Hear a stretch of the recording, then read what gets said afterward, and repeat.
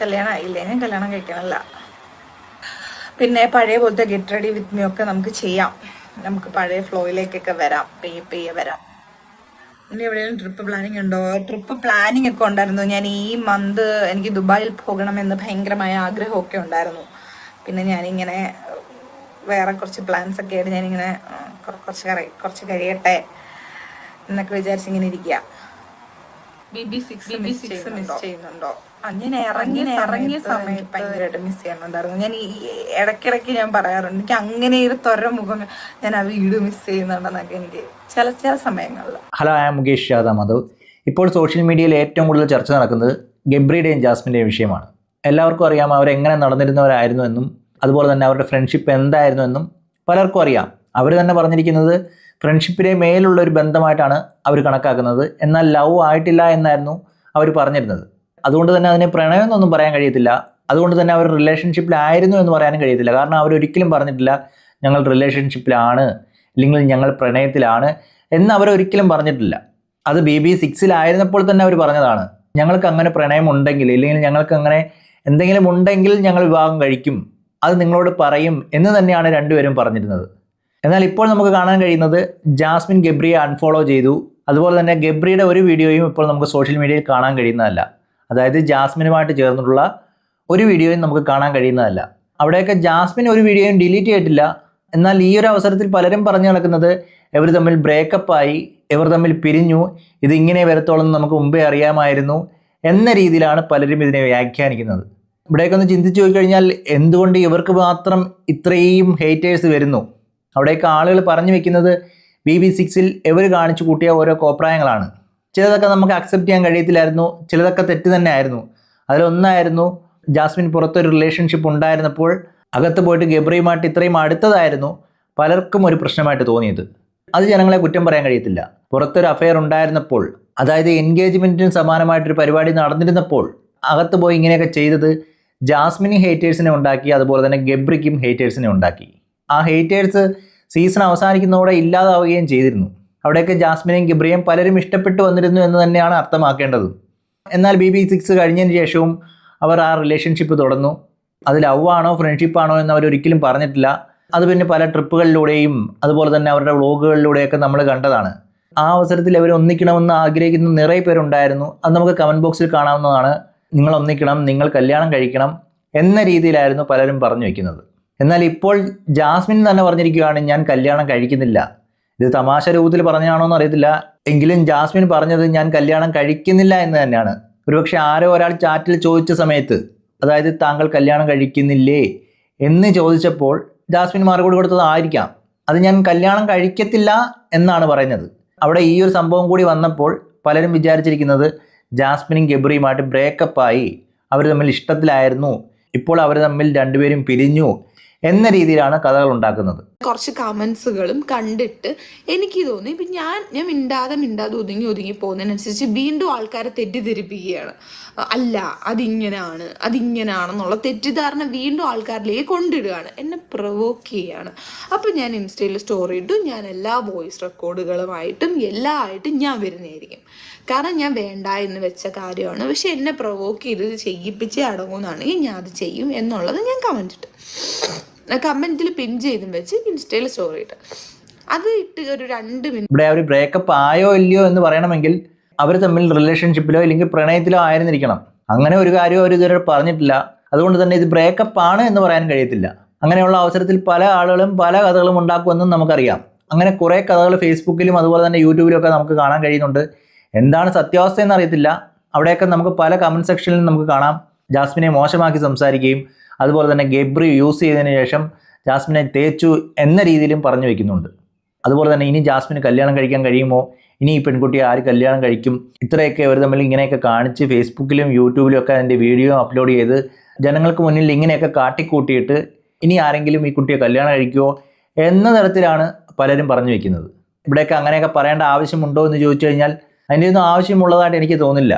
Breakup ആണെങ്കിൽ തന്നെ അത് അവരുടെ ഇഷ്ടം. ബ്രേക്കപ്പ് ആവുന്നത് വലിയ തെറ്റാണെന്ന് പറയുന്നത് അത് അതിലും വലിയ കഷ്ടമായിട്ടേ എനിക്ക് തോന്നുന്നുള്ളൂ. ഇവിടെ ഇവർ തമ്മിൽ എന്താണ് ബന്ധമെന്ന് അവർ തുറന്നു കാണിക്കുകയാണ് ചെയ്തത്. അതിൽ അവർ ഇതിനു മുമ്പ് പറഞ്ഞതിലപ്പുറം എന്തെങ്കിലും കാര്യങ്ങൾ ചെയ്തതായിട്ട് നമുക്ക് തോന്നിയിട്ടില്ല. അതായത് ഫ്രണ്ട്ഷിപ്പിന് മേലെ ലവിന് താഴെ എന്ന രീതിക്കപ്പുറം എന്തെങ്കിലും കാര്യങ്ങൾ നടന്നിട്ടുണ്ടോ എന്ന് നമുക്കറിയത്തില്ല. അങ്ങനെ ഉണ്ടെങ്കിൽ ഗബ്രി തേപ്പുകാരനാവുന്നത് എങ്ങനെയാണ്? ഗബ്രി തേപ്പുകാരനാണെന്ന് പറയണമെങ്കിൽ അത് ജാസ്മിൻ പറയണം. ജാസ്മിൻ അങ്ങനെ ഒരു കംപ്ലൈൻറ്റ് ഇല്ലാത്തത് കൊണ്ട് ഗബ്രി തേപ്പുകാരനാവുന്നത് എങ്ങനെ? അവിടെയൊക്കെ ഇൻസ്റ്റാഗ്രാമിൽ നോക്കുകയാണെങ്കിൽ ജാസ്മിനാണ് ഗബ്രിയെ അൺഫോളോ ചെയ്തത്. ഗബ്രി ഇപ്പോഴും ജാസ്മിനെ ഫോളോ ചെയ്യുകയും ചെയ്യുന്നുണ്ട്. അങ്ങനെ ആകുമ്പോൾ ആരാണ് ആരെ തേച്ചതെന്ന് പറയേണ്ടി വരും. അതുപോലെ തന്നെ എടുത്തു പറയേണ്ട ഒരു കാര്യമാണ്, അവരുടെ ഒരു ആൽബം ഈയിടയ്ക്ക് റിലീസായിരുന്നു.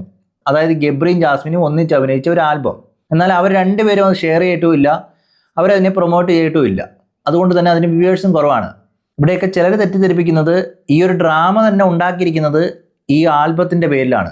അതായത് ഈ ആൽബം അത്ര ഫേമസ് ആയില്ല, അധികം വ്യൂസ് ഒന്നും കിട്ടിയിട്ടില്ല, അതുകൊണ്ട് ഇത് കാണുന്നതിന് വേണ്ടി ഇവരിങ്ങനെ ഡ്രാമ ക്രിയേറ്റ് ചെയ്തതാണെന്നും പറഞ്ഞു വരുന്നവരുണ്ട്. അങ്ങനെയൊന്നും എനിക്ക് തോന്നുന്നില്ല. ഈ ഒരു ആൽബം അവർ തന്നെ അവരുടെ ചാനലിൽ പ്രൊമോട്ട് ചെയ്യുകയാണെങ്കിൽ അതിന് നല്ല വ്യൂസ് കിട്ടുന്നതാണ്. അങ്ങനെയുള്ളപ്പോൾ ഇങ്ങനൊരു കാര്യം പറഞ്ഞ്, അതായത് ഇങ്ങനൊരു ഡ്രാമ ക്രിയേറ്റ് ചെയ്ത് ജനങ്ങളെ തെറ്റിദ്ധരിപ്പിച്ച് അതിന് കൂടുതൽ വ്യൂസ് കിട്ടാൻ വേണ്ടിയാണ് ഇങ്ങനെ ചെയ്തതെന്ന് പറയുന്നതും വളരെ ലോജിക്ക് ഇല്ലാത്ത കാര്യമായിട്ടാണ് എനിക്ക് തോന്നുന്നത്. ഒരുപക്ഷെ അവർക്ക് തോന്നിക്കാണുമായിരിക്കും ഈ ഒരു റിലേഷൻ മുന്നോട്ട് കൊണ്ടുപോകണ്ട, ഇവിടെ വെച്ച് സ്റ്റോപ്പ് ചെയ്യാം, ഇല്ലെങ്കിൽ അവർക്കിടയിൽ എന്തെങ്കിലും ആശയക്കുഴപ്പങ്ങളോ എന്തെങ്കിലും സംഭവിക്കാം, അതിൻ്റെ ഒരു ഫലമായിട്ട് ചെയ്തതാവാം ഇതൊക്കെ. അൺഫോളോ ചെയ്യുന്നതും വീഡിയോ എല്ലാം റിമൂവ് ആക്കുന്നതും ഒക്കെ അതിൻ്റെ ഒരു ഭാഗമായിട്ട് ചെയ്തതായിരിക്കാം. ഇവിടെ ഇവർ അത്യാവശ്യം പോപ്പുലർ ആയതുകൊണ്ട് തന്നെ ജനങ്ങളത് ശ്രദ്ധിച്ചു, അതിൽ വീഡിയോ ചെയ്തു, ആളുകൾക്ക് പലതും കമൻറ്റ് ബോക്സിൽ പറയുകയും കൂടി ചെയ്തപ്പോൾ പലരും തെറ്റിദ്ധരിച്ചതാവാം ഇവർ ബ്രേക്കപ്പായി, ഇല്ലെങ്കിൽ എന്തെങ്കിലും വലിയ പ്രശ്നങ്ങളുണ്ട് എന്ന തരത്തിൽ പലരും തെറ്റിദ്ധരിച്ചതാവാം. ഇനിയിപ്പോൾ അവരൊരു റിലേഷൻഷിപ്പിലായിരുന്നെങ്കിൽ തന്നെ അതിലെന്താണ് തെറ്റ്? അത് ബ്രേക്കപ്പ് ആയാലും എന്താണ് തെറ്റെന്ന് ചോദിച്ചു കഴിഞ്ഞാൽ അതിനൊന്നും തെറ്റു പറയാൻ കഴിയത്തില്ല. പിന്നെ ജാസ്മിനെയും ഗബ്രിയെയും ഇഷ്ടമില്ലാത്ത കുറേ ആളുകളുണ്ട്. അവർക്ക് പറഞ്ഞു നടക്കാൻ കുറേ കഥകൾ കൂടിയായി എന്ന് വേണം കരുതാൻ. അത് നല്ല കഥകളല്ല, വളരെ മോശമായിട്ട് പറഞ്ഞു നടക്കാനുള്ള കഥകളായി. ഇതിൽ പൂർണ്ണമായിട്ട് വരെ കുറ്റപ്പെടുത്താൻ കഴിയില്ല. ചില കാര്യങ്ങളെല്ലാം ഇവരും ഉണ്ടാക്കി വെച്ചതാണ്. ഇവരുടെ ലൈഫിൽ ഒരു രഹസ്യ സ്വഭാവം ഇല്ലാത്തതുകൊണ്ട് തന്നെ ആയിരിക്കണം പല കാര്യങ്ങളും സോഷ്യൽ മീഡിയയിൽ എടുത്തിടുകയും ഞങ്ങൾ ഇങ്ങനെയാണെന്ന് തെളിയിക്കാൻ വേണ്ടി പല കാര്യങ്ങളും ചെയ്തു കൂട്ടുന്നതായിട്ട് നമുക്ക് തോന്നിയിട്ടുണ്ട്. അങ്ങനെയുള്ളപ്പോൾ അതൊക്കെ കണ്ടു തന്നെ ആയിരിക്കണം ആളുകൾ ഒരു ജഡ്ജ്മെൻറ്റിൽ എത്തുന്നത്. അതൊക്കെ അവിടെയും കുഴപ്പം തന്നെയാണ്. ചില പേഴ്സണൽ കാര്യങ്ങളൊക്കെ സോഷ്യൽ മീഡിയയിലോട്ട് ഇട്ട് കൊടുക്കുമ്പോൾ അത് തിരിച്ച് ഇങ്ങനെയൊക്കെ റിയാക്ഷൻ വരുമെന്നും ആലോചിക്കേണ്ടതുണ്ടായിരുന്നു. ആ ആലോചന ഇല്ലായ്മ കൊണ്ട് തന്നെ ആയിരിക്കാം ഇങ്ങനെയുള്ള കമൻറ്റുകൾ കേൾക്കുകയും ചെയ്യുന്നത്. ഇവിടെയൊക്കെ അതുകൊണ്ടായിരിക്കാം ഗബ്രി എല്ലാ വീഡിയോയും ഡിലീറ്റ് ചെയ്ത് പോയത്. അതായത് ഇവർ ഒന്നിച്ചുണ്ടായിരുന്ന പല വീഡിയോകളും അല്ലെങ്കിൽ വ്ളോഗുകൾ, വിദേശ ട്രിപ്പുകൾ, അങ്ങനെയുള്ള വീഡിയോകളെല്ലാം ഗബ്രി ഡിലീറ്റ് ചെയ്തിരിക്കുകയാണ്. ആ അക്കൗണ്ടിൽ കയറി കഴിഞ്ഞ് കഴിഞ്ഞാൽ ഇപ്പോൾ ഒരു വീഡിയോ പോലും നമുക്ക് കാണാൻ കഴിയുന്നതല്ല. പക്ഷേ അവിടെ ഓർത്തിരിക്കേണ്ട ഒരു കാര്യം, ജാസ്മിനെ അൺഫോളോ ചെയ്തില്ല എന്നുള്ളതും എടുത്തു പറയേണ്ടതാണ്. ഗബ്രിയുടെ അക്കൗണ്ടിൽ ചെന്ന് നോക്കി കഴിഞ്ഞാൽ നമുക്ക് മനസ്സിലാവും ജാസ്മിനെ ഗബ്രി അൺഫോളോ ചെയ്തിട്ടില്ല. എന്നാൽ സ്ഥിതിഗതികൾ നേരെ തിരിച്ചാണ്. ജാസ്മിൻ്റെ അക്കൗണ്ട് നോക്കിക്കഴിഞ്ഞാൽ ജാസ്മിൻ ഗബ്രിയെ അൺഫോളോ ചെയ്തെന്ന് നമുക്ക് വ്യക്തമായിട്ട് കാണാൻ കഴിയും. എന്നാൽ ജാസ്മിൻ്റെ അക്കൗണ്ടിലുള്ള ഒരു വീഡിയോയും ജാസ്മിൻ ഡിലീറ്റ് ചെയ്തതായിട്ടും കാണുന്നതുമില്ല. യൂട്യൂബ് ചാനൽ നോക്കിക്കഴിഞ്ഞാൽ പഴയ വ്ളോഗൊക്കെ അവിടെ തന്നെ ഉണ്ട്, പക്ഷേ ഗബ്രിയെ അൺഫോളോ ചെയ്തിരിക്കുകയാണ്. ഇതിൽ നിന്നൊക്കെ ഇവരുണ്ടാക്കി കൊടുത്ത പല ഇമേജുകളും, അതായത് സോഷ്യൽ മീഡിയയിലോട്ട് ഇട്ട് കൊടുത്ത പല വീഡിയോകളും ആളുകൾ ചർച്ച ചെയ്യുകയും അതിലൊക്കെ പറയുന്ന പല കാര്യങ്ങളും എടുത്തൊക്കെയാണ് ഇപ്പോൾ ഇവർ ബ്രേക്കപ്പായി എന്നുള്ള ജഡ്ജ്മെൻറ്റിൽ എത്തിച്ചേരുന്നത്. എന്തായാലും കണ്ടന്റ് ക്രിയേറ്റേഴ്സിന് ഇതൊരു കണ്ടന്റ് തന്നെയാണ്. കാരണം ജാസ്മിൻ ഗബ്രി എന്ന് പറയുന്നത് ഒരു നല്ല വ്യൂവർഷിപ്പുള്ള ഒരു കണ്ടന്റാണ്. അതുകൊണ്ട് തന്നെ അവരെ ആരും മിസ് ചെയ്യത്തില്ല. പല അഭിപ്രായങ്ങളും അവരുടെ കയ്യിൽ നിന്ന് വരും. അതിലൊക്കെ ഒരു പങ്ക് ഇവർക്കും ഉള്ളതുകൊണ്ട് തന്നെ അതിന് റിയാക്ട് ചെയ്യുന്നവരെ തീർത്തും കുറ്റം പറയാൻ കഴിയത്തില്ല. പിന്നെ മോശമായിട്ട് റിയാക്ട് ചെയ്യുന്നവരെ എന്ത് പറയണമെന്ന് അറിയത്തില്ല. അവർ കാര്യങ്ങൾ അറിഞ്ഞിട്ടാണോ ഇങ്ങനെ റിയാക്ട് ചെയ്യുന്നതെന്ന് അറിയത്തില്ല. പല കമൻസുകളും നമുക്ക് കാണാൻ കഴിയുന്നുണ്ട്. വളരെ മോശമായിട്ടുള്ള രീതിയിൽ ജാസ്മിനും ഗബ്രിയും പറയുന്നതും ഇനി ഒരു ജീവിതം ഇവർക്കിനി ഉണ്ടാവത്തില്ല എന്ന രീതിയിൽ തന്നെയാണ് പല കമൻറ്റുകളും വായിക്കുമ്പോൾ നമുക്ക് മനസ്സിലാവുന്നത്. ഒരുപക്ഷെ അവർക്ക് BB6-ൽ ഇവർ കാട്ടിക്കൂട്ടിയ കോപ്രായങ്ങൾ കണ്ടു തോന്നിയതായിരിക്കാം. അത് പലർക്കും തോന്നും. സാധാരണക്കാരനായ ഒരു മനുഷ്യനാണെങ്കിൽ അത് കണ്ടിരിക്കാൻ പറ്റാത്ത രീതിയിൽ തന്നെയായിരുന്നു.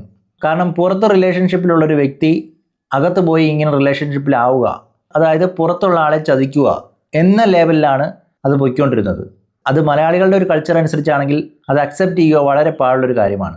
ചിലപ്പോൾ പുറം നാട്ടുകളിലൊക്കെ ഇങ്ങനെയുള്ള കാര്യങ്ങൾക്ക് അക്സെപ്റ്റൻസ് ലഭിച്ചിരിക്കാം. എന്നാൽ സാധാരണക്കാരായ മലയാളികളാണ് ഈ ബിഗ് ബോസിൻ്റെ ഓഡിയൻസ് എന്ന് പറയുന്നത്. അവരതിനെ അക്സെപ്റ്റ് ചെയ്തില്ല എന്നുള്ളതാണ് ഓർക്കേണ്ടത്. അതിൻ്റെ ഫലമായിട്ട് തന്നെയാണ് ഇപ്പോൾ ഉണ്ടാകുന്ന ഈ നെഗറ്റീവ് കമൻസും. ഇനി ആക്ച്വലി അവർ റിലേഷൻഷിപ്പിലായിരുന്നു എന്നും അറിയത്തില്ല. എന്തായാലും രണ്ടുപേരും ബ്രേക്കപ്പ് ആയി എന്ന തരത്തിലാണ് സോഷ്യൽ മീഡിയയിൽ പ്രചരിക്കുന്നത്. ഇനി അവർ തന്നെ അതിനൊരു ആൻസറുമായിട്ട് വരുമായിരിക്കും തോന്നുന്നു. കാരണം ഇത്രയൊക്കെ വീഡിയോകൾ ജനങ്ങൾക്ക് മുന്നിലോട്ട് ഇട്ട് കൊടുക്കുമ്പോഴും അതിന് ആൻസർ പറയേണ്ടതും അവർ തന്നെയാണെന്നാണ് എനിക്ക് തോന്നുന്നത്. അതുതന്നെയായിരിക്കും ഉചിതം. എന്തായാലും നല്ലത് സംഭവിക്കട്ടെ. ഈ വീഡിയോ ഇവിടെ നിർത്തുന്നു. അടുത്ത വീഡിയോയുമായി കാണുന്നവരേക്കും ഓക്കെ ബൈ, സീ യു.